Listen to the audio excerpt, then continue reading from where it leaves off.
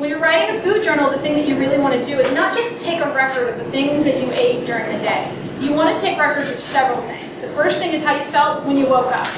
Was it easy for you to wake up? Did you wake up on time? Were you forced to wake up by your alarm? Were you groggy still for a while in the morning? Did you have to get to your coffee before you could function? Those kinds of things. It's more about how do you feel and how your body is functioning type of thing.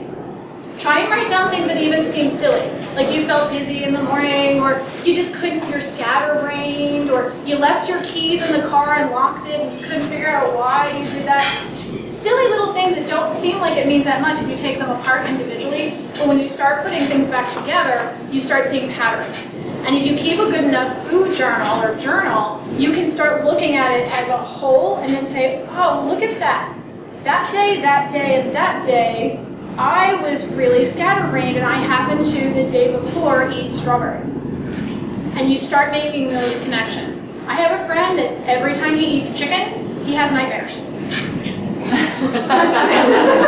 Wild, violent, crazy nightmares. But he never made the connection until he wrote this stuff down. It's a past life coming back. There you go. It's the chicken coming back. But some of the scenes, again, it's funny, but when you start to feel like you're crazy and you don't realize why, you start to make connections. The other things you want to do is before you eat, were you ravenous? Were you kind of hungry? Or did you eat because it was time to eat? Things like that. Because if you start doing things, well, it's lunchtime, I have to go eat, and you run off and eat and you weren't hungry, what happens is you start to shut down your body's ability to tell you what it wants and what it needs, and you to respond to that. So when you start shutting that down, other things start to shut down in your system, and you don't know how to read your own body. So you basically have broken that mind-body connection that is so crucial, and women are much more intuitive than men. This is actually harder for men to do, I found, than women.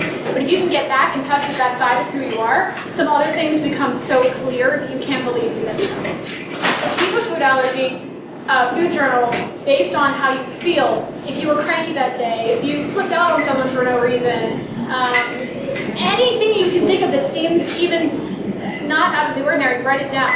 You can have a reaction to a food or a toxin up to 3 days after it's entered your system. Fun, right? And most people think, oh, I eat the food, I get sick, there I must have an allergy, but everything else must be fine. That's actually not how it works. More people have the delayed reactions than the instant reactions.